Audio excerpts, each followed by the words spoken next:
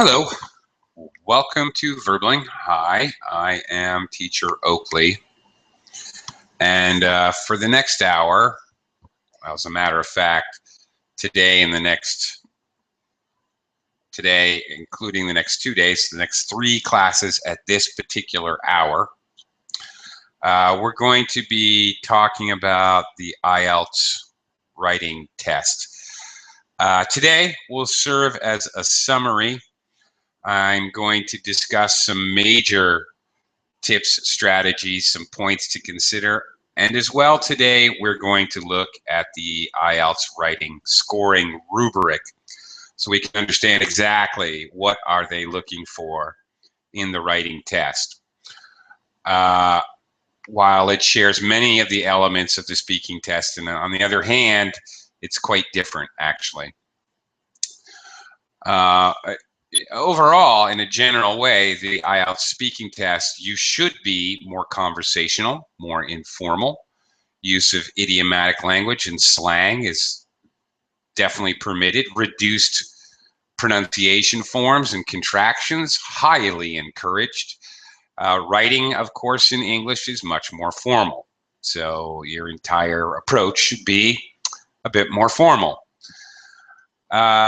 In today's class, we're going to concentrate on what is the format, what are the basic do's and don'ts, and consecutively tomorrow and the next day, tomorrow we'll look at part 1 questions, and then the next day, part 2. There are 2 tasks. Of course, in the IELTS exam has 2 formats. It has the GT, or General Training format. This is a bit different in writing in that in task 1, you'll be tasked with writing a letter. Some sort of letter, an inquiry about a job or a place to live, or asking questions about something. Something of that nature, and then an essay, an opinion essay. The academic version of the IELTS test will have an analytical writing piece and then an essay. The part 2 questions are the same, actually. Scored slightly differently, academic tests would request that you be a little bit more formal in your essay. The academic writing test in part 1 is analytical. Well, more on that later. We'll talk about each section in just a bit. Let me say hello to Araceli. Hi. Hello, Hello. How are you? I'm doing well, thank you. Okay. Terrific.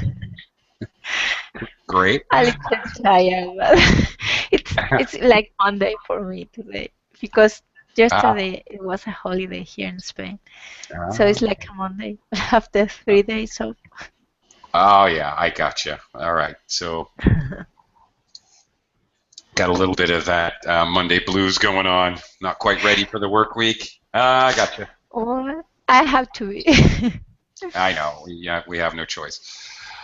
Okay.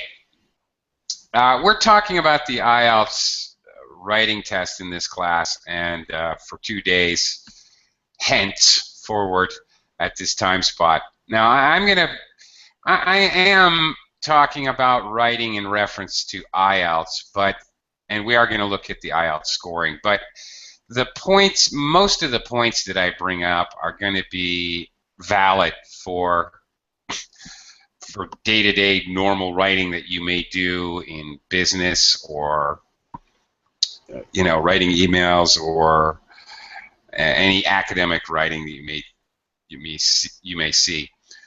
So, completely not useless if you are, in fact, not planning on taking an IELTS or a TOEFL test. Also, writing in the TOEFL test is quite similar to IELTS. Really, the same styles, the same format is what they're looking for.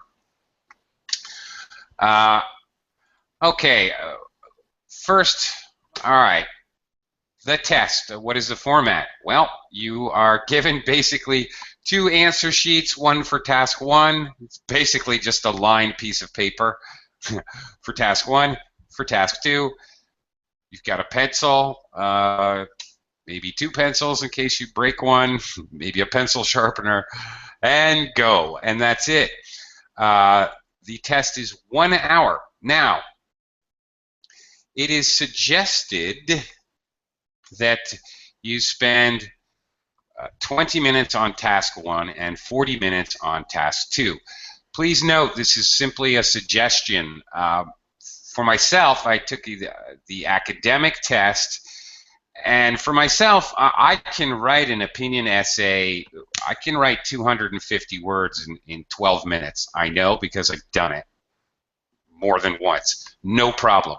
I'm not bragging, because the fact is an analytical essay takes me twice as long as it's supposed to take me. It takes me 40 minutes to do an analytical essay. I have to be very careful and deliberate in my approach. This may be the case for you as well. The suggested 20-minute, 40-minute times are not enforced. You're given 1 hour to complete both tasks. So if you're taking the IELTS test, practice and see how long does it take you to write each style of writing. It may be different for you, just like it's different for me. Nothing wrong with that. Task one is actually worth 1/3 of your overall score, and task two is worth 2/3 of your overall score.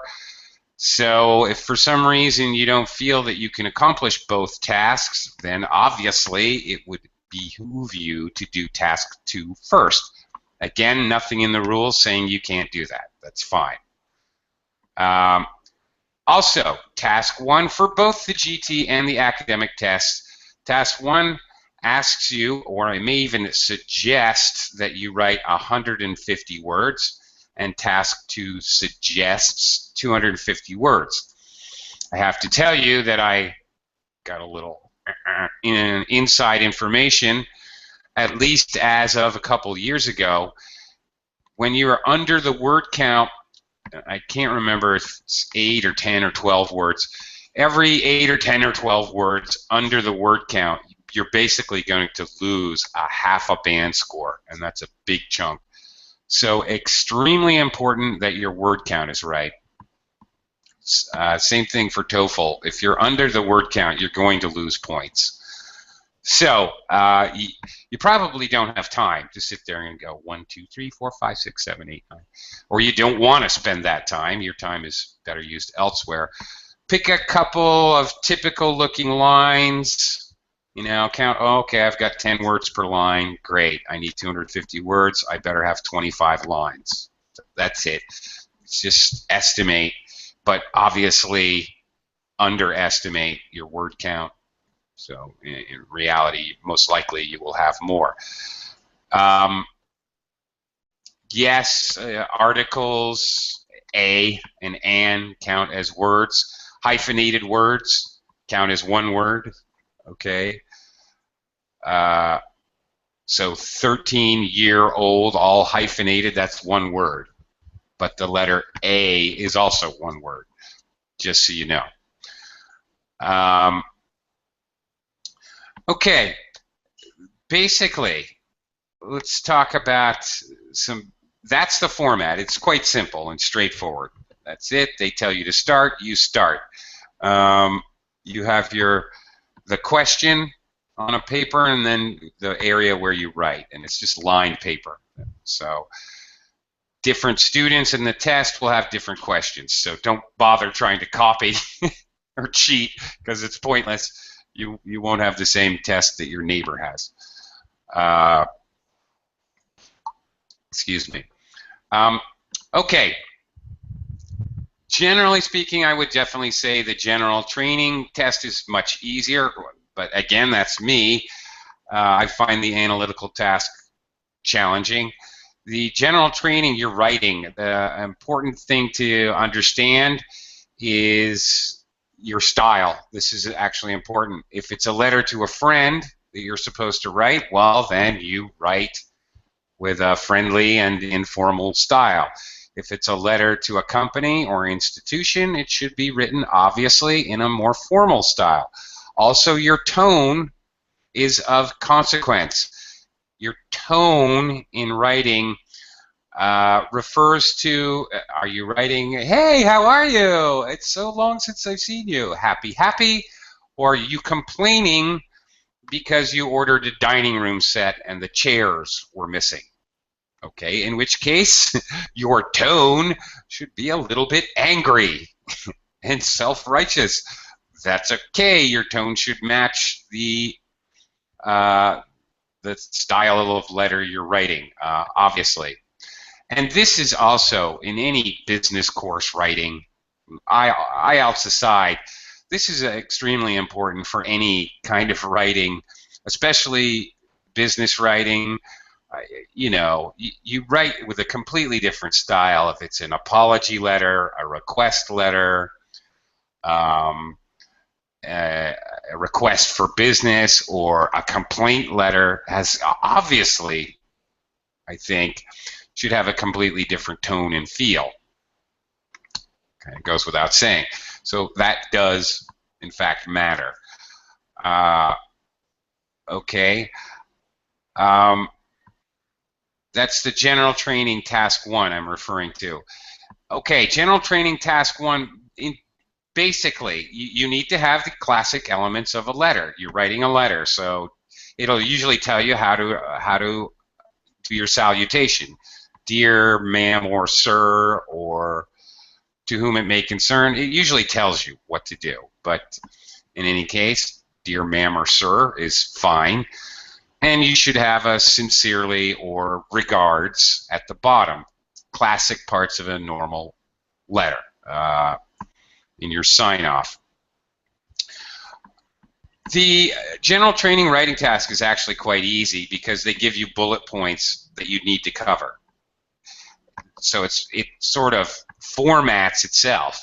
It's pretty basic. You have an introduction, and then you just take each bullet point and there you go. There's a new paragraph, and then your final conclusion, and sign off. So considering that organization is a huge part of your score, they make it very easy for you in the general training task.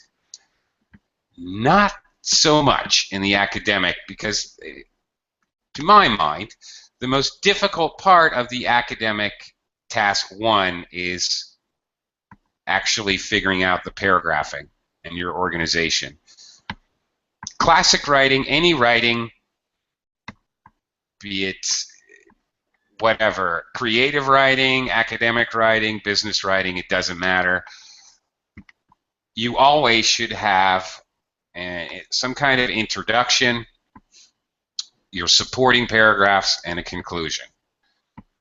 Simple enough. And in actuality, if you're doing any of these standardized English tests, you see the same format when you do the reading section. When you're speaking and you give an opinion, you should also use the same format. You introduce your opinion, and then you give supporting. First point is, and support that. And then my second point is, and you support that. You paragraph even in the speaking test when you're speaking opinion. So this entire organizational thing should be second nature to you, actually, because you're going to see it over and over and over again. See it, hear it, read it, and write it. Pardon. The academic test, you're analyzing information. Now, I have to say there are different styles. You could be analyzing pie charts or graphs or tables, something of that nature. You could be analyzing a flow chart. I hate those. They're hard to break up into paragraphs. Where do you make the break to start a new paragraph? That's the challenge. A new style that recently IELTS has been doing, you should be aware of for those who are actually preparing. They've introduced something new kind of recently. They will show 2 pictures. Here's a couple examples of what I've heard very recent students very recently taken the test. Here's one. they have two pictures, a building, somebody's house, and there's a before and an after picture, after 20 years or something. So you have to write what the changes are. So typically, I would think an organization, you introduce, this is a house that there are two pictures, a before and an after picture. The house has undergone many changes. Great, there's your introduction. Paragraph 1, you might talk about positive changes. So improvements that have been made to the house. In the third paragraph, you might talk about disrepairs, some things that have some problems that have happened to the house. Now it needs paint, or it appears that part of the roof is collapsing, whatever. So you can organize it like that, maybe. Another very recent example, they showed a floor map. All right, that's like a map of a building. They showed a floor map with the exits, and it asks you to describe where people should leave in case of fire. How should people leave the building? So you have to talk about people in rooms 1, 2, or 3 attached to corridor A need to proceed straight down the hall and leave by exit A. All right, it's going to involve directions. All right, so used to be basically you were talking a lot about tables and charts. You're talking about rising, falling, remaining stable. What are numbers doing over time, like a business report? But now they've got extra elements. Now you may be giving directions. You may be doing contrast and comparison. So keep that in mind. Some of your older IELTS textbooks, for those of you who are studying this, might not be completely up to date with that.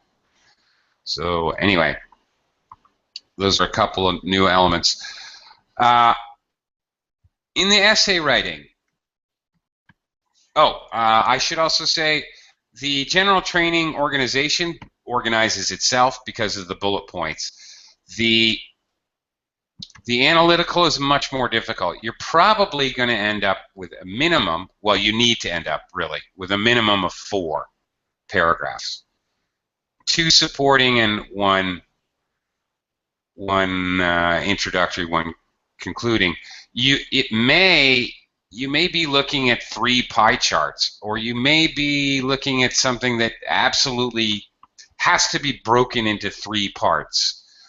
That's the challenge with the academic test, is breaking that information into 2 or 3 parts. You really can't break it into 5 parts. That's just too much. In 150 words, you can't really have 7 paragraphs. That becomes, your organization becomes disorganized. Okay, that is the challenge. We're going to work on that tomorrow, actually. We're going to work on how to organize both a GT and an academic tomorrow.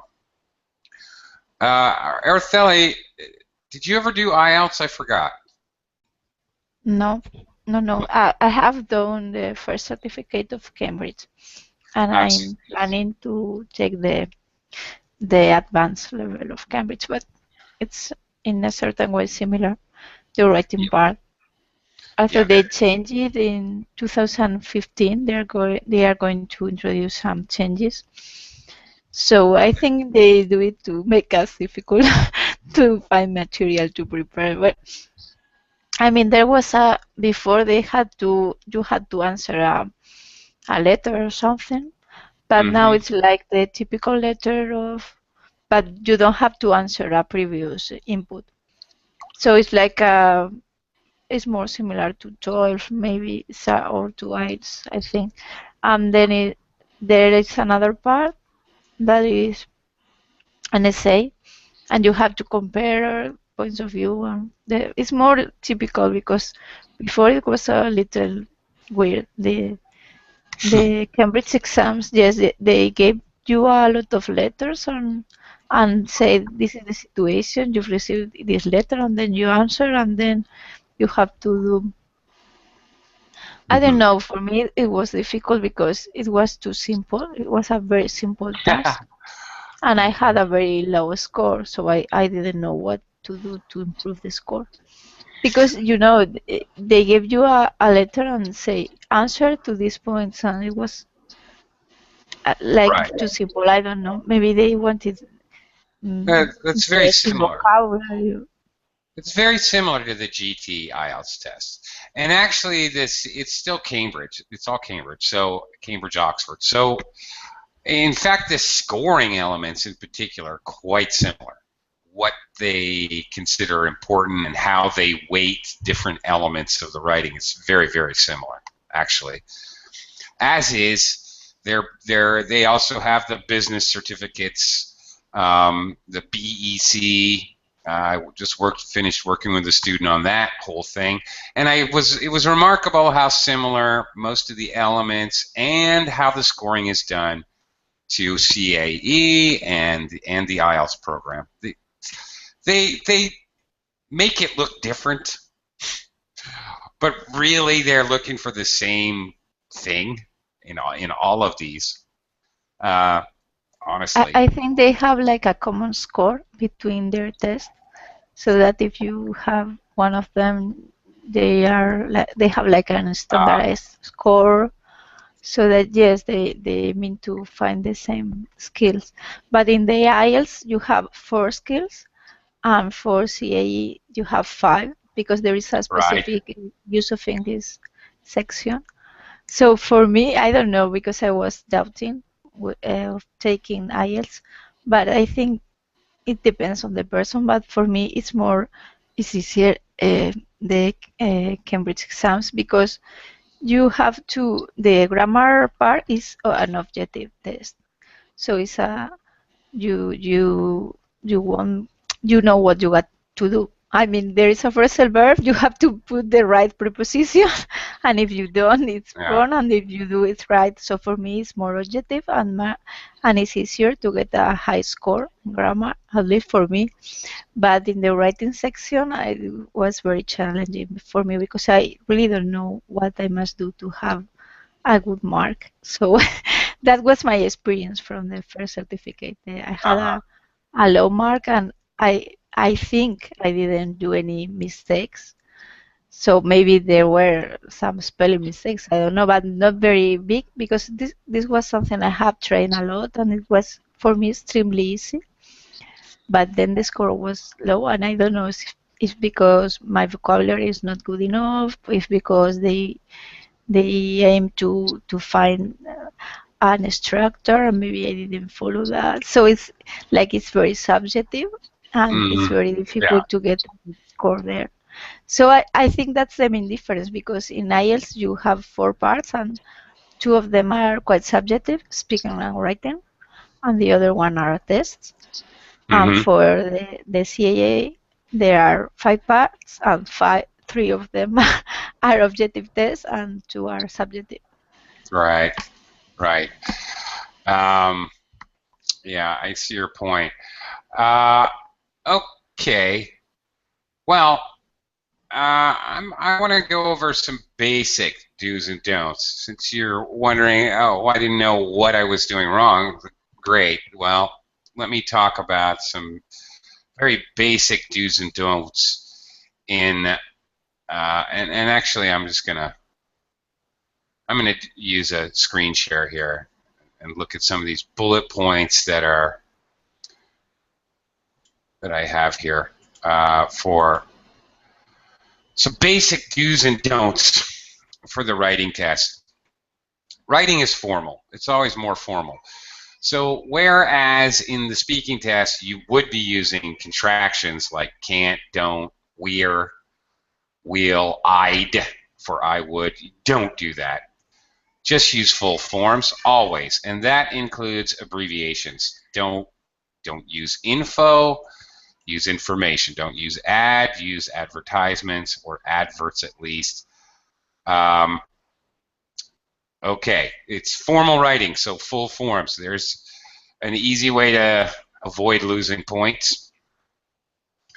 Uh, even even in part 1 of the GT, really, even though it's informal, you should still use full form, because you really can't be wrong. Avoid using active voice first person singular. Okay, in GT that means, now for the part 2 question, for both versions of the test, of course you're writing an opinion, so of course you have to use first person. You are allowed to use I, me, mine, myself. Certainly. In the GT, if you're writing a personal letter to a friend, which is not very often that's what the case is, in an informal letter, then yeah, you can. But if it's a formal letter, okay, a copy of the receipt will be forwarded to you as soon as possible, instead of I will send you a copy of the receipt ASAP. Much better. You're not using an acronym. You're not using I. You're using a passive form, not an active form. So formal writing, actually any business writing, whether you're taking an IELTS test or not, this is generally a good rule of thumb. If you're describing, and the same thing, academic part 1, you're describing a process or you're asked to report. So it's very much similar. It's like real life. You're not going to write any I's. In fact, you cannot write I. You just can't. It's an automatic deduction in the academic task 1. The whole thing has to be, you may be actually describing a process, in which case obviously I doesn't belong there, and there's going to be a lot of passive voice. Describing process, that's one of the key uses of passive voice. You may be describing a table, a chart, a pie chart, graph, whatever, in which case you're supposed to be doing it completely objectively. Actually, that's one of the challenges for me in the academic part 1 test, is to not draw conclusions. It's like you're writing a report for someone else, for your boss, but you are writing the report for them. You're not supposed to be giving your opinions about anything. Hello, Nader. Hi, welcome to the class. Okay, looks like you're typing today. Thank you, nice to have you. Today we're just going over some basic tips and strategies for doing the IELTS reading test, or for that matter, any standardized reading test, or again, for that matter, any business writing or academic writing. You do it all. Actually, all these points are quite valid. Avoid using informal intensifiers. Okay, things like really, or so, or very. Instead, use extremely, highly, entirely, fully. All right, more, well, extreme intensifiers. Okay, avoid now. Whereas in IELTS, in the speaking test, it is much, much better to use phrase. It's a great thing to use phrasal verbs. All right, there's a definite contrast between the speaking aspect, and this goes for CAE as well, the BEC test, any of these, really. Things like phrasal verbs and idioms, well, phrasal verbs in particular tend to be more informal, and they're used for informal writing and conversation. So simple things like seek a job instead of look for a job. Okay, so try to use the normal verbs. Do you have formal phrasal verbs? Yeah. Not really. Upon occasion, there are some phrasal verbs that don't have a counterpart. They don't have a single word verb. Occasionally you will run into that. I can't think of any off the top of my head, but so it may be possible that you have no choice but to use a phrasal verb. Well, informal writing, but that's okay. You know, it's not the end of the world. But the general rule of thumb, if you know an alternative, a single word verb, use it instead of a phrasal verb. Now that's true for academic writing, business writing, or certainly on these tests. The only exception in this is, again, if you are tasked with writing an informal style letter in the general training IELTS writing test. In that case, go for it. Use phrasal verbs. You've got to be able to recognize that right off the bat. It doesn't apply whatsoever to the academic test. That's always formal, period. Excuse me. Also, try to use more formal discourse markers instead of the ones that we use speaking, like besides or by the way. By the way, it's spoken. It's okay. It's okay.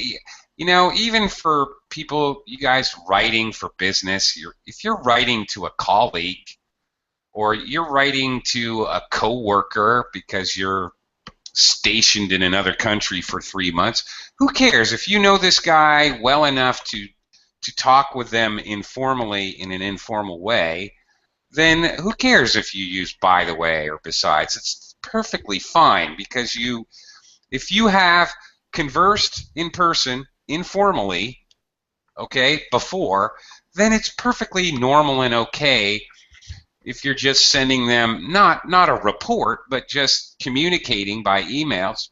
In that case, I would say it is perfectly okay to use informal discourse markers, because okay, you're talking to each other. Yes, sorry, sorry for interrupting. no. Is there a synonym for besides? Because many times I run into this word and I don't know what to. I mean, you are given reasons, for example, for something, and then you say you find a connector like besides, but synonyms for this? For besides, okay, let me cognate on that a moment. Additionally, maybe. What's that? Additionally? Well, besides is when okay, it's close to additionally. We're adding a point, all right? But we're adding a point, yeah, it's adding an additional point, but usually we use besides normally. It doesn't have to be negative, but it often is. Okay.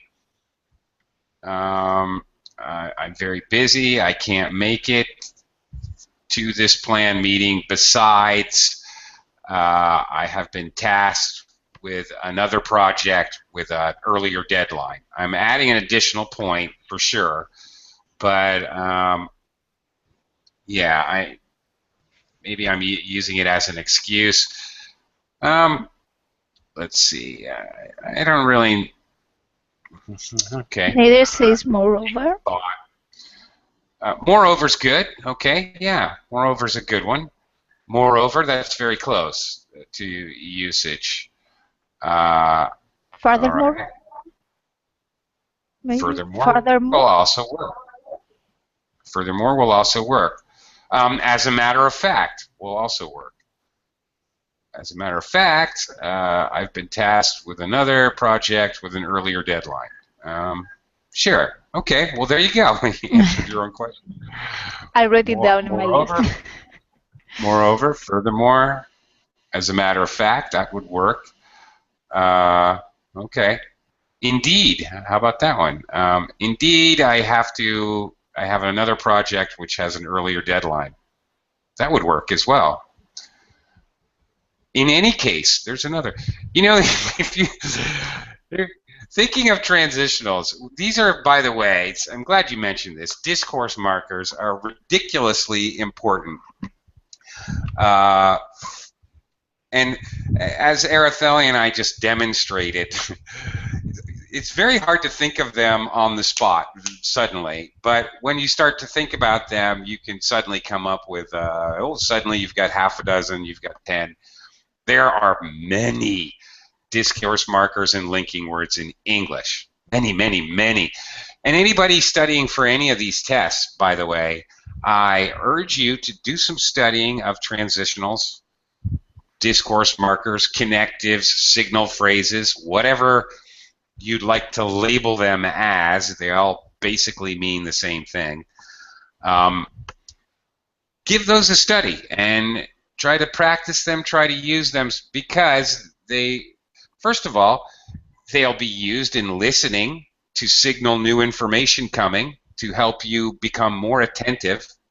They'll be used in reading to also to signal new information or an example or a contrasting piece of information. You need to use them in speaking. You need to use them in writing. So an extremely, actually a huge element of not just writing, but the entire, any of these tests. This goes for TOEFL, TOEIC, BEC, CEA, CAE. Doesn't matter which test you're talking about. Indeed, they do. Hey there. Indeed. Yeah. So, okay. That was a very good question, and I actually need to emphasize the importance of learning discourse markers and discourse marker use. Most certainly. Okay. Now, here's another contrast, big contrast, huge contrast between not only speaking and writing in the IELTS test, but speaking and writing in general. Do not use set phrases and idioms in a formal business letter. Do not use set phrases and idioms. Upon occasion, to quote an expression or might be okay in an opinion piece. For example, if it helps as an example to illustrate your point. I don't think there's anything wrong with that. But in a formal business letter saying, I am not going to pay you a penny, it's not good. You should be more formal. Your fee will not be paid. Okay. Again, big contrast. In speaking, more phrasal verbs, set phrases, idioms, and collocations you can come up with, the better your score will be, at least in the vocabulary part of the test. So there's definite contrast here. Avoid ellipsis. Ellipsis is when we leave out words. For example, we constantly do this with the relative pronoun that. It's very normal. If that makes sense when you're writing, then you should use it. Okay, leaving out the subject. Okay, very simple. This is ellipsis. Hope to hear from you soon. In an informal style, I can write hope to hear from you soon at the bottom before my closing, and that's very normal. It's very normal if I'm writing to my Aunt Susan. However, if I'm writing to the general manager of Mercedes-Benz, I should write, I hope to hear from you soon. It's a tad more formal, and something which, again, the same thing. In speaking, ellipsis, good. In writing, ellipsis, bad. Okay. In a more academic style, now we're really talking about our part 2 writing, and writing an opinion piece. You may have noticed that academic writing, if you read an academic style, it doesn't matter, magazine article, an essay, what have you.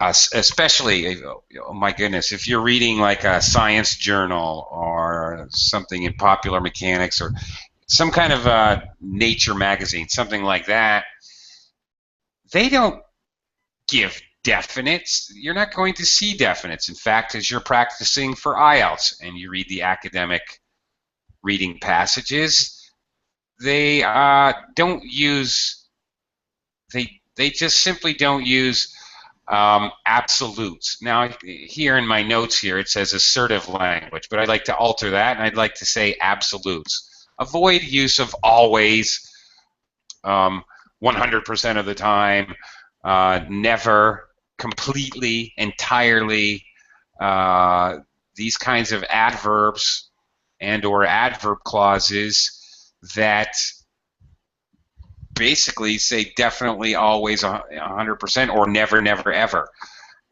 Impossible. Okay, instead, possibly, probably, in front of verbs. This is possibly caused by. This is probably the most important factor. This is more in line with an academic style. Okay, what do you guys? Do you guys have a question?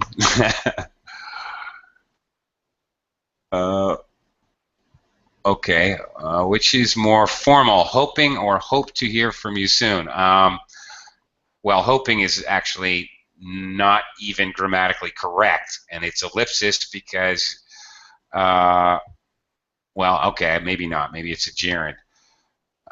I hope to hear from you soon would definitely be better. Actually, a note on that. Starting a sentence with that is a good question in reality. Starting a sentence with a gerund is actually considered a bit. Running is great exercise. That's an informal. That's very informal. How do I make that extremely formal? To run is considered the epitome of exercise, of good exercise. All right. What did I do? The first one I used a gerund, running. The second one I used, which is extremely formal, I began with an infinitive. That's right, exactly. This is an extreme formal style, actually. But nonetheless, it would be okay to use in an IELTS exam. So starting with a gerund is generally considered a bit more informal. And in a letter, when you, at the end of the letter, for example, in that example, saying hoping to hear from you soon, it would be considered informal. Yeah. Mm-hmm. Definitely. A It's friend, better. you know, perfectly appropriate for a work friend, you know, any kind, a relative, anything like that, perfectly normal. Definitely, just simply, I hope to hear from you soon, would be much better. Mm-hmm. Okay. I hope, and yes, the I should be there. You're right about that. Okay. You certainly should apply a liberal dose of modal verbs, and actually, here's one point that is actually valid for both speaking and writing. Don't be afraid to use modal verbs. I don't know why this is something that second language users shy away from, and generally in speaking and writing they shouldn't. We use a lot of them. It sort of lets us off the hook. We're not being absolute about everything. You know, in business you don't want to be completely 100% promise anything if you can avoid it, for example. Okay. Right, don't use always and every. So all of these points, assertive language, I would say absolute language. Okay. Okay. Use more formal grammar, for example, starting sentences with there is considered to be a little bit more formal. Likely is informal. No, I think likely can be formal if used properly. It's one of those words kind of in the middle. It could be formal or informal, depending on how you use it. Using there as a subject is good because it's more of a passive style. It's not passive. It doesn't mean you have to make a passive sentence, but it's more of an objective style. I guess that's the point. you're trying to be your whole tone is just simply more objective, and that goes for academic or business writing. There's a high probability. That's a good one. Yeah. All right. And be careful. Okay, the advice here to use one as a pronoun. Yeah, but be very careful. It's very easy to make mistakes. My one-on-one students I'm coaching for IELTS, depends. To be honest, I may tell them, no, don't do it, because I know they don't know how to do it properly, or they do it where it shouldn't be done. This is tricky. Only if you really know how to do it would I advise it. Passive voice, yeah, sure. Passive voice is good. Avoid, here's a common IELTS problem. Please avoid using rhetorical questions. You may get away with one, but you're not going to gain any points with one. I mean, in other words, what I mean is they may allow you to do it without losing points once.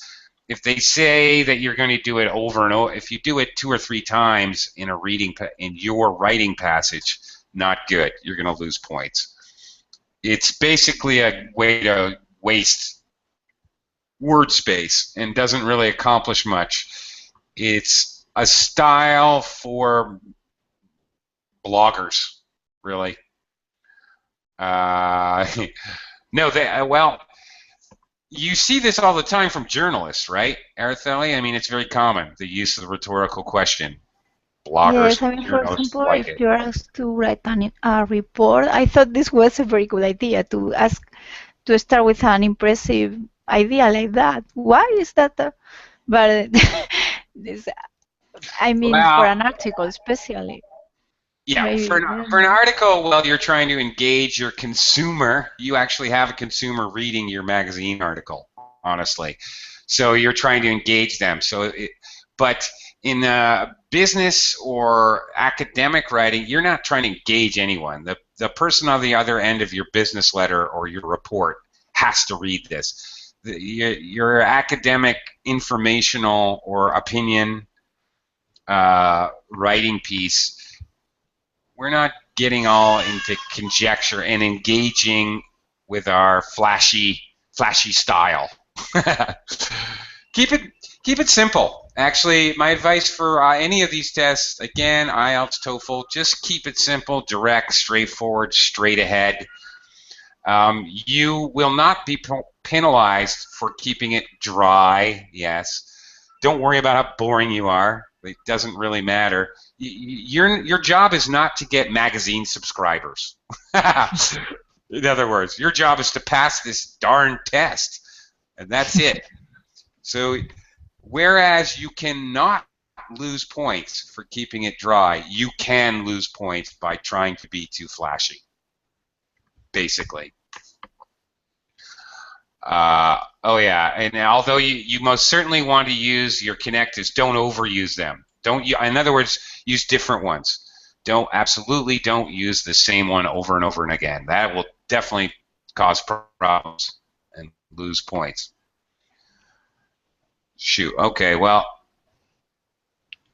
that took a little long. I do want to go over the scoring rubric a little so people taking the IELTS test can be familiar with what they're asking you to do.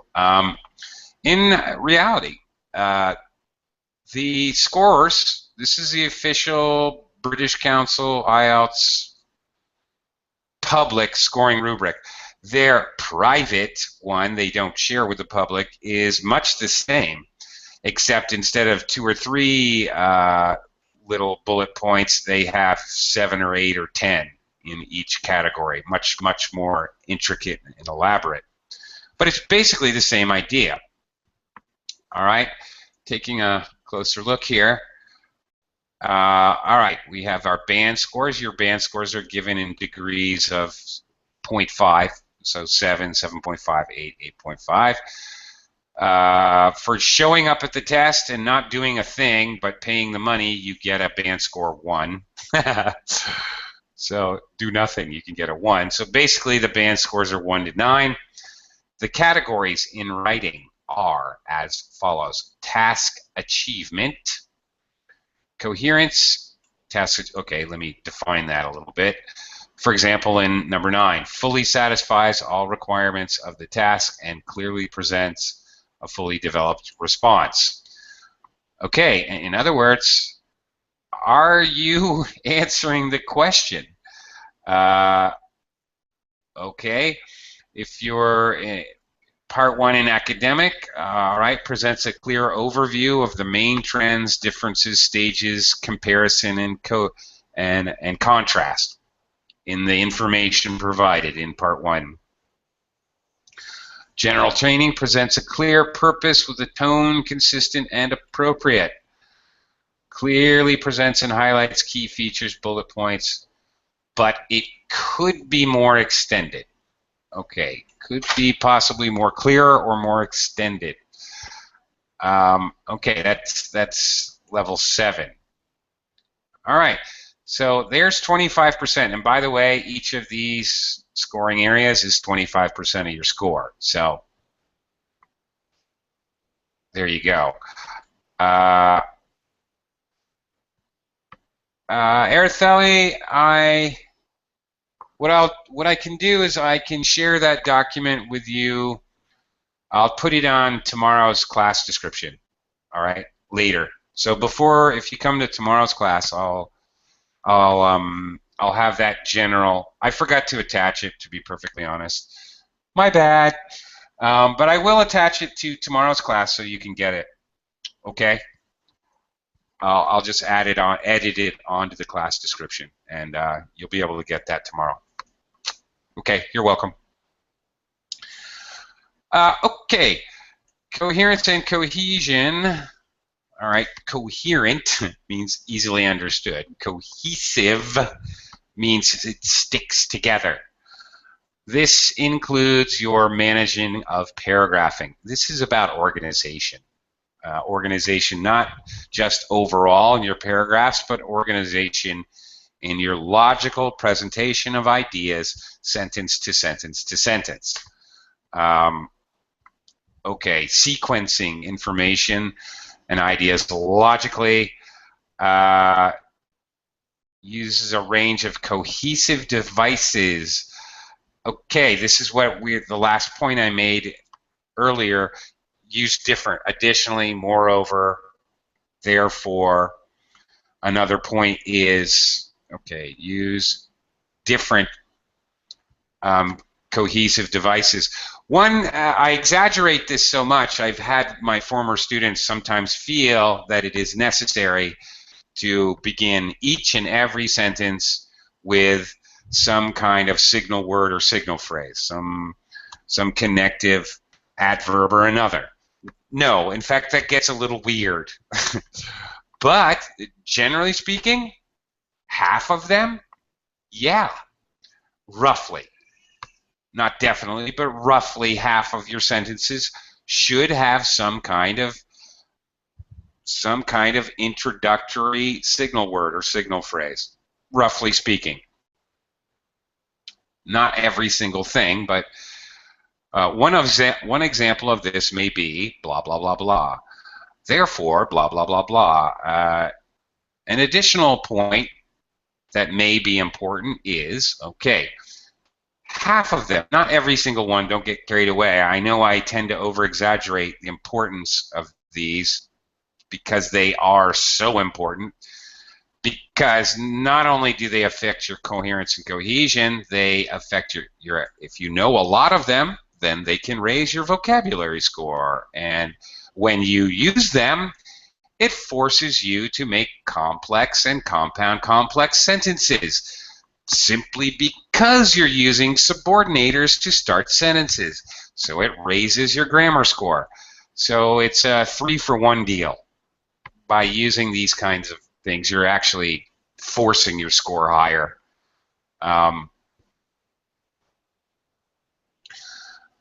Yeah. Okay. All right. Well, that's 25% of your score is basically using these devices and paragraphing properly. Lexical resource, vocabulary, pure and simple, and this is totally different in speaking rather than writing. I've been saying it all through class. Speaking, good to use idioms, phrasal verbs, slang, reduced pronunciation, ellipsis. It's good. Writing, not so much. Full forms, no contractions, a range of vocabulary. Try to look at your writing when you're done as you're editing. Make sure you don't have the same word repeated over and over and over again. In fact, part of your preparation as you're getting ready to write is to brainstorm synonyms for what you know are going to be keywords used over and over and over again. Make sure you can think of different ways to say the same thing. Actually, before you even begin writing, you should try to think of 3 or 4 at least.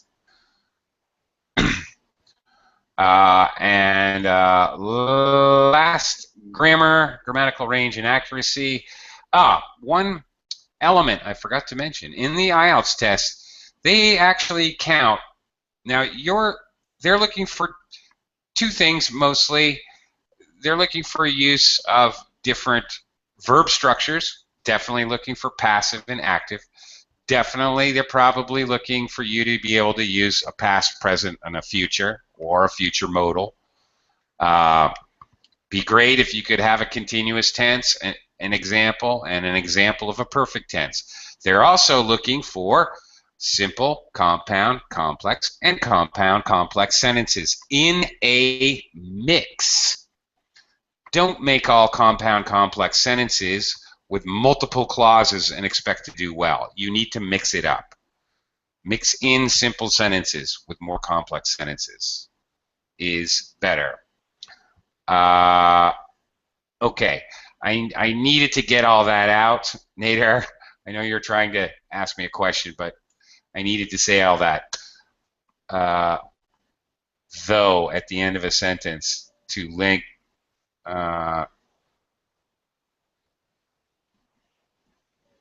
but I can't tell you, though. That sounds weird. But I can't tell you. That sounds weird. It sounds redundant. Double.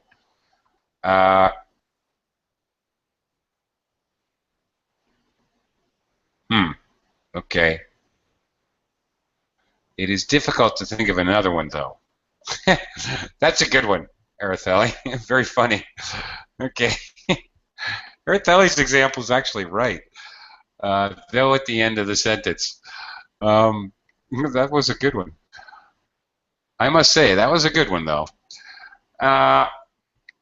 Okay. It is possible. To tell you the truth, I don't think I have ever, in any of my business writing or academic writing in university, I don't think I have ever entered a written sentence with though. Just too easy to screw it up. And why? Just the same as, honestly, I try to avoid using one as a